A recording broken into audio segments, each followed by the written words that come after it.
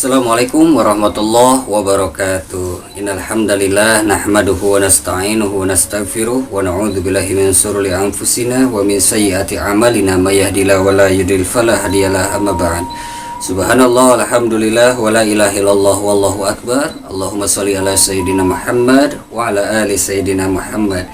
Alhamdulillah sahabat semua, kita berjumpa lagi di obrolan Suriah. Subuh ceria dan barokah. Mudah-mudahan di kesempatan subuh hari ini kita senantiasa dalam keadaan sehat walafiat dan Allah Subhanahu wa taala senantiasa memberikan kita kemudahan-kemudahan dalam segala urusan. Masih ngantuk ya?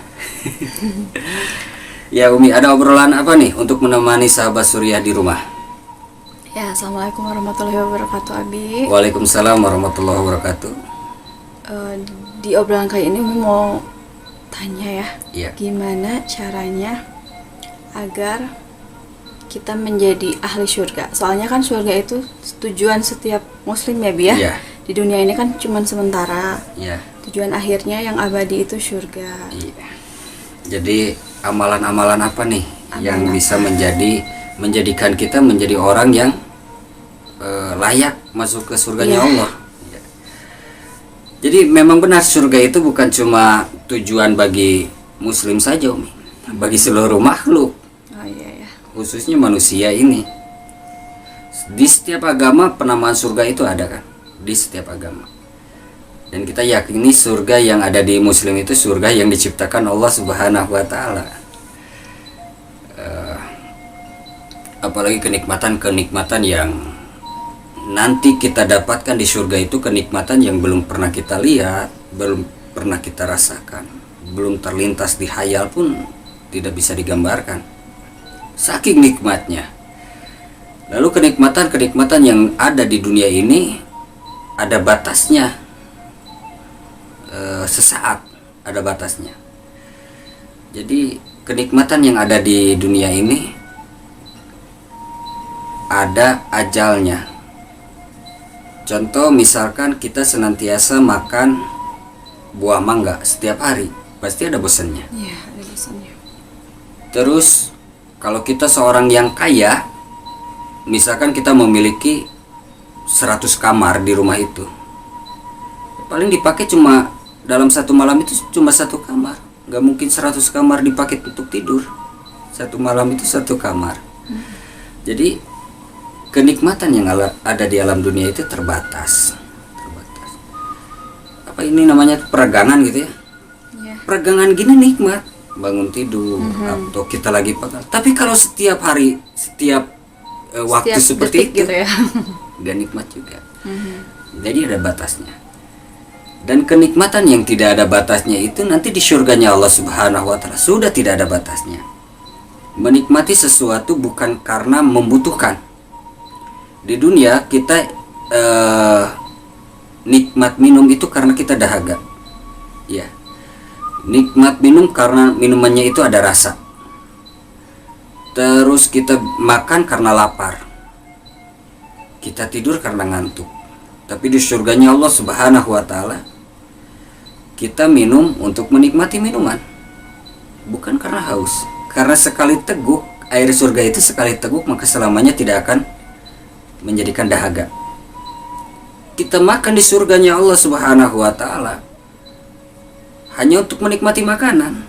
Karena di surganya Allah sekali makan itu maka selamanya tidak akan lapar. Maka hidangan yang tersedia itu hanya untuk dinikmati rasanya, dinikmati bagaimana tidak tergambar, tidak terlintas dalam hayal. Jadi begitu nikmat. Begitu nikmat.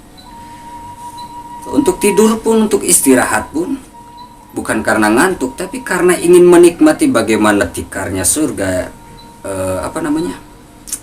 alas tidurnya di surganya Allah Subhanahu wa taala. Di sini kan tanah, nanti di surga itu pasirnya itu terbuat dari permata. Bayangkan coba. Pasirnya dari permata, Bi. Iya, terus bata-bata yang ada di surga itu terbuat daripada emas. Di dunia kan batako seperti itu. Sekaya apapun orang bikin istana full dari emas kan repot juga. Tapi nanti Allah Subhanahu wa taala sediakan semua itu bagi hamba-hambanya yang soleh soleha. Mudah-mudahan kita menjadi ahli surganya Allah Subhanahu wa taala. Amin ya Allah. Setiap muslim muslimat dijanjikan oleh Allah Subhanahu wa taala selama tidak ada dosa-dosa besar, insya Allah menjadi ahli surganya Allah Subhanahu wa taala. Makanya hindari tuh dosa-dosa besar. Misalkan ada khilaf-khilaf, kita tobatin gitu ya. Perbanyak juga amaliyah ibadah, kebaikan terhadap sesama, hablum minanasnya dijaga, hablum minalamnya juga dijaga. Jangan sampai merasa soleh sendiri.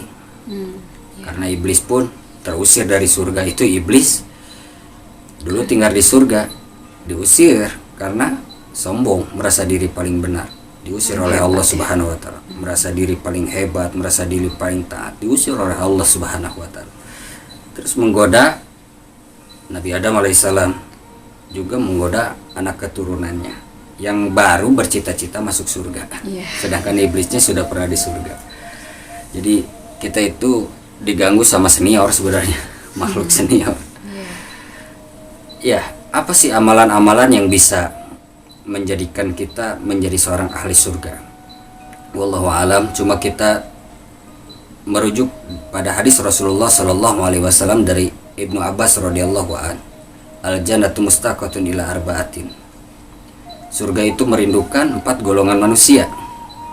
Yang pertama ta'lil Quran, orang yang senantiasa membaca Al-Quran. Oh, ini hebat Al-Quran itu. Pernah kita bahas bagaimana mukjizat-mukjizat Al-Quran. Ketika para ahlinya meneliti kandungan-kandungan Al-Quran itu menjadi sains ataupun ilmu pengetahuan dan menemukan kebenaran dalam Al-Quran itu, mereka pada masuk Islam. Ada ahli nyurati kan, terus juga yang meneliti mumi Fir'aun, ada juga yang meneliti air. Semuanya menemukan kebenaran-kebenaran yang ada dalam Al-Quran. Dan talil Quran, orang yang senantiasa membaca Al-Quran dirindukan oleh Allah, oleh surganya Allah Subhanahu wa taala. Basah lisannya dengan membaca Al-Quran. Makanya kita harus senantiasa tidak lepas tuh membaca Al-Quran. Kalau misalkan hari Minggu kan kita libur tuh, santri-santri libur, paling pegang Quran juga beberapa waktu gitu kan. Tapi terbantu dengan adanya santri, kita senantiasa pegang Quran, kita baca Quran. Dan ini anugerah dari Allah Subhanahu wa taala. Barang siapa yang menjaga Al-Quran, kata alim ulama, menjaga Al-Quran senantiasa dibaca, menjaga sholat, dijaganya sholat, dipeliharanya sholat, ketika di kuburan itu enjoy. Enjoy. Wahai Tuhan, cukup Tuhan diam saja. Jangan merasa panik, jangan merasa ketakutan. Biar kami yang menjawab pertanyaan mungkar dan nakir. Bayangkan coba hebatnya. Ketika anak yang membaca Al-Quran, hafal Quran, mengamalkan Al-Quran, yang dapat kemuliaan juga orang tuanya. Selain daripada anaknya, orang tuanya dapat kemuliaan, diberikan mahkota dari surganya Allah Subhanahu wa taala. Bayangkan coba, sebuah kemuliaan yang sangat luar biasa. Talil Quran. Masalul mu'minil ladzi yaqra'ul Quran kamasalil utrujah rihuha thayyibun wa ta'muha thayyibun. Barang siapa yang senantiasa membaca Al-Quran dengan keimanan seperti buah utrujah, harum dan manis. Jadi akhlaknya begitu menawan, tutur katanya begitu lembut, tutur katanya begitu indah. Orang-orang yang dibentuk dengan akhlak Al-Quran. Jadi senantiasa kita dekatkan diri kita dengan Al-Quran. Mukjizat Al-Quran begitu luar biasa. Begitu banyak padilah-padilah keutamaan ketika kita membaca Al-Quran. Jangan diimajinkan Al-Quran itu hanya untuk ngusir setan seperti yang di film-film horor. Al-Quran itu begitu luar biasa. Banyak fadilahnya. Sebagai panduan hidup kita. Sebagai imam hidup kita. Bahkan derajatnya pun lebih tinggi daripada para nabi. Kenapa? Kalamullah. Kalamullah. Makanya di sini santri-santri kita ajarkan bagaimana kita punya adab-adab terhadap Al-Quran. Jangan sampai Al-Quran itu di bawah, tapi kita kasih meja ataupun di pangku. Jadi jangan sampai sembarangan tuh, sejajar dengan kaki. Maka diajarkan dari sejak dini bagaimana adab-adab terhadap Al-Quran. Juga dipelajari tata cara bacanya, tajwidnya, dan lain hal, hafalan-hafalan, juga berbagai metode yang diberikan untuk santri-santri di sini. Dan itu juga secara tidak langsung membantu kita juga, Umi, untuk senantiasa dekat dengan Al-Quran. Bayangkan coba kalau nggak ada santri, masih ada nggak semangat kita untuk pegang Al-Quran? Wallahu a'lam. Itu anugerah dari Allah Subhanahu wa Ta'ala. Jadi orang yang dirindukan oleh surganya Allah Subhanahu wa Ta'ala yang pertama adalah talil Quran, orang yang senantiasa membaca Al-Quran. Nah, untuk sahabat Suriah, jangan sampai Quran itu hanya jadi pajangan di rumah. Baca setiap saat, baca setiap saat. Juga ikuti majelis-majelis agar kita lebih tahu kandungan di dalamnya, lebih mengetahui isi di dalamnya. Perlu guru juga, jangan sampai kita mempelajari sesuatu tanpa guru. Bahaya juga gitu. Yang pertama talir Quran. Yang kedua wahafidil lisan, orang yang senantiasa menjaga lisan. Menjaga lisan ini bahaya nih, lisan ini. Dosa-dosa lisan itu banyak kan, seperti fitnah, gibah, namimah, berkata kotor. Wah, banyak dosa-dosa dari lisan itu, banyak. Makanya orang yang senantiasa dirindukan oleh surganya Allah Subhanahu wa Ta'ala wahafidil lisan, orang yang senantiasa menjaga lisannya dari tutur kata yang tidak baik. Man kana yu'minu billahi wal yaumil akhir falyakul khairan aw liyasmut. Barang siapa yang beriman kepada Allah dan hari akhir, maka berkatalah benar. Kalau tidak bisa berkata benar, Rasulullah SAW menyarankan kepada kita untuk diam. Saking pentingnya menjaga lisan ini. Ketika keluar tutur kata yang tidak baik, kotor, menyakiti hati orang, belum tentu kata maaf itu bisa mengobatin, Umi. Iya. Makanya harus lebih dijaga, harus lebih dijaga. Terus jangan sampai terjebak gibah. Ini lisan ini tidak bertulang, tapi subhanallah, Tajamnya lebih dari pedang. tajamnya lebih dari pedang. Menceritakan aib orang lain, padahal begitu dahsyat siksaan-siksaan yang dinampakkan oleh Allah Subhanahu wa Ta'ala. Bahkan ketika Rasulullah SAW Isra wal Mi'raj melihat golongan orang yang sedang mencakar-cakar wajahnya, sampai habis, dijadikan lagi utuh, dicakar-cakar lagi. Maka Rasulullah bertanya, wahai Jibril, itu golongan orang siksaan untuk orang seperti apa? Maka malaikat Jibril alaihissalam menjawab, itulah siksaan untuk orang yang senantiasa menceritakan aib orang lain. Bahkan dihinakan juga dalam Al-Quran, seperti memakan bangkai saudaranya. Maka dari itu jaga lisan ini, jaga lisan ini. Sekiranya misalkan tidak penting, kata-kata ini justru menjadi dosa, kata-kata ini menyakiti hati orang, lebih baik diterapi, diam dulu saja, diam.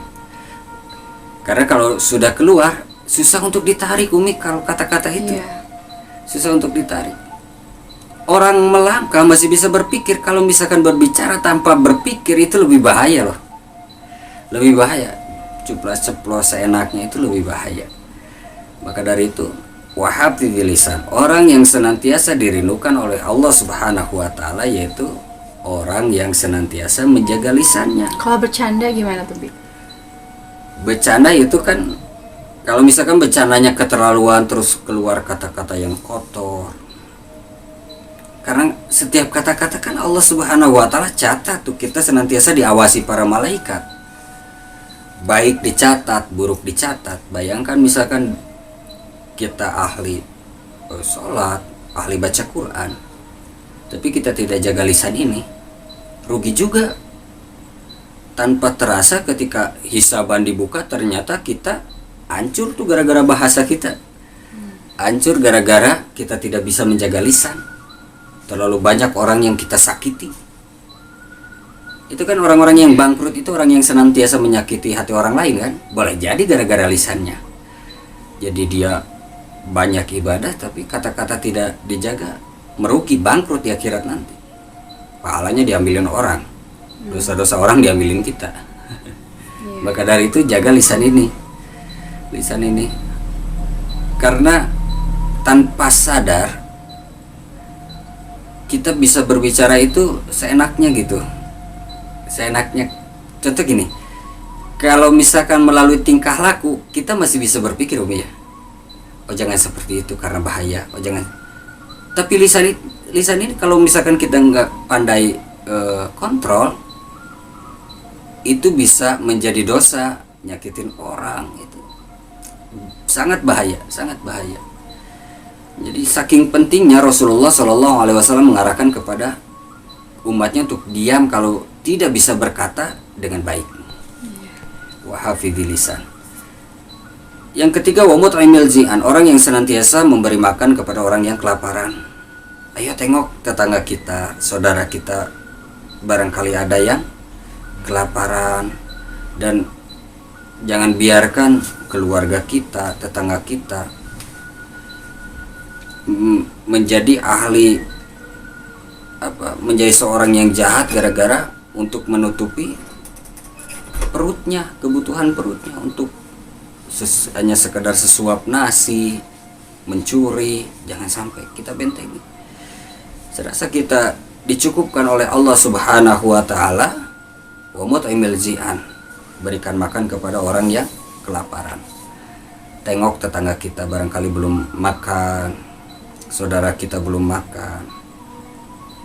Kalau Allah Subhanahu wa taala memberikan kita rizki, taruhlah misalkan kita memberikan buah, 1 kilonya dapat 4, sedangkan anggota keluarga kita ada 3. Itu sinyal dari Allah Subhanahu wa taala, satunya itu untuk disedekahkan. Kita sedekahkan kepada orang lain karena kita sudah cukup. Lebih bagus lagi misalkan 50-50 itu 2 kita makan, bagi-bagi dengan keluarga, 2 dengan tetangga. Wa mut'imil ji'an, orang yang senantiasa memberikan makan kepada orang lain yang kelaparan, yang membutuhkan. Para sahabat itu senantiasa terpupuk dalam hatinya lebih mementingkan dulu orang lain, Umi. Lebih mementingkan orang lain. Maksudnya tetangganya yang lebih memerlukan maka didatengin. Bagaimana caranya agar makanan ini bisa mengenyangkan tetangganya? Jadi sudah dididik oleh Rasulullah Shallallahu Alaihi Wasallam seperti itu. Kan kita tahu kisah kepala kambing yang berputar, bahkan kembali lagi kepada Rasulullah Shallallahu Alaihi Wasallam. Jadi mengutamakan orang lain. Kalau kita belum bisa seperti itu, ketika kita sudah terasa cukup di keluarga kita dan ada lebih, maka berikan kepada orang lain. Dan adab dalam agama kita, tidak boleh kita memberikan makanan-makanan bekas. Misalkan makanan yang sudah kemarin kita makan terus esok harinya masih ada, terus kita sedekahkan, itu tidak ada. Makanan sisa dan tidak boleh. Wa mut'imil zi'an, orang yang senantiasa memberikan makan kepada orang lain yang membutuhkan. Jadi kita jangan sampai ketika kita melihat misalkan tetangga kita kelaparan, jangan sampai tetangga kita menjadi jahat gara-gara ingin makan untuk sesuap nasi sampai mencuri. Jangan biarkan hal itu terjadi. Kita lihat sesama saudara kita, tetangga kita, keluarga kita.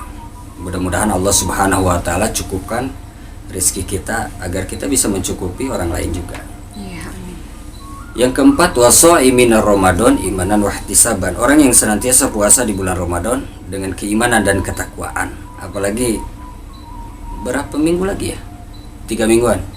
3 mingguan lagi kita akan menyambut bulan suci Ramadan. Insyaallah.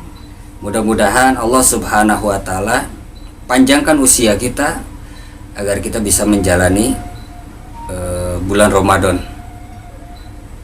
Begitu banyak kerinduan dengan Ramadan. Sahur bersama keluarga, sholat tarawih berjamaah. Begitu banyak hal yang dirasakan di bulan Ramadan dan menjadi sebuah kerinduan. Wasoimina Ramadan imanan wahtisaban. Jadi saum Ramadannya itu, berpuasanya itu dengan keimanan dan ketakwaan. Karena ada tingkat-tingkatan kan berpuasa itu. Ada tingkatan-tingkatannya. Ketika misalkan seorang dari kita itu berpuasa, kultur di Indonesia itu kan beda-beda, Umi. Kultur di Indonesia itu beda-beda. Misalkan ketika di Bandung itu sejuk, di Jakartanya sedang panas. ujian yang Allah Subhanahu wa taala berikan itu sesuai dengan pahalanya. Jadi boleh jadi misalkan yang di Jakarta Allah Subhanahu wa taala tambah pahalanya agar Karena lebih udaranya lebih enggak, misalkan karena dahaga kan lebih dahaga, jadi Allah Subhanahu wa taala tambah pahalanya.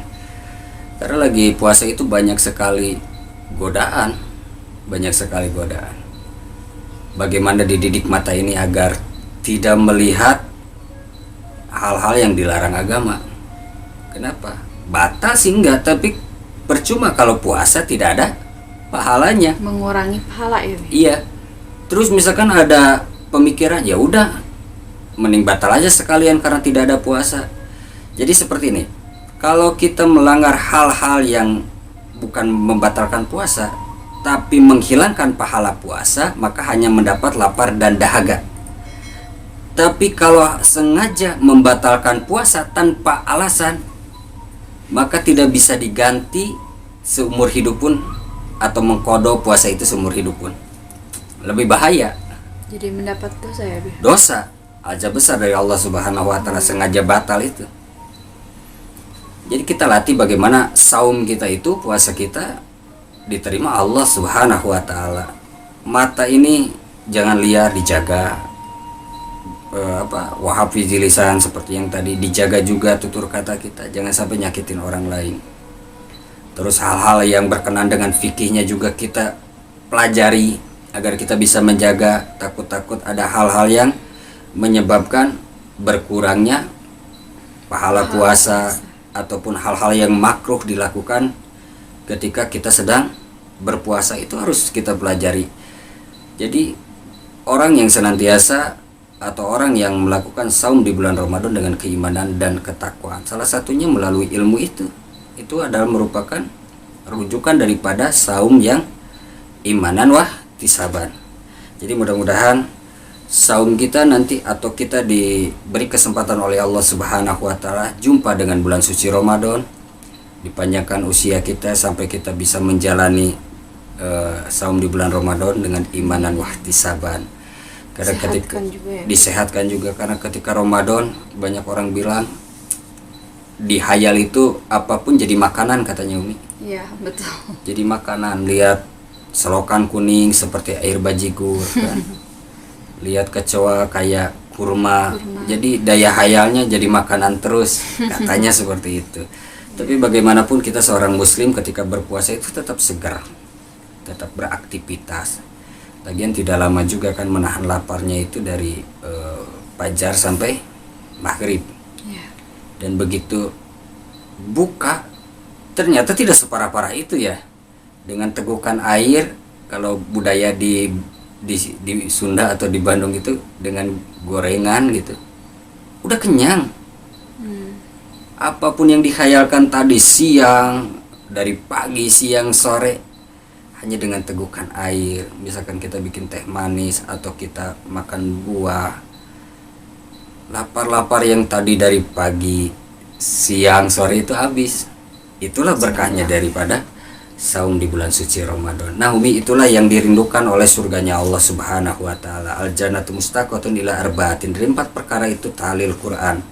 Orang yang senantiasa membaca Al-Quran. Wa hafizil lisan, orang yang senantiasa menjaga lisan. Wa mut'imil ji'an, orang yang senantiasa memberikan makanan kepada orang yang kelaparan.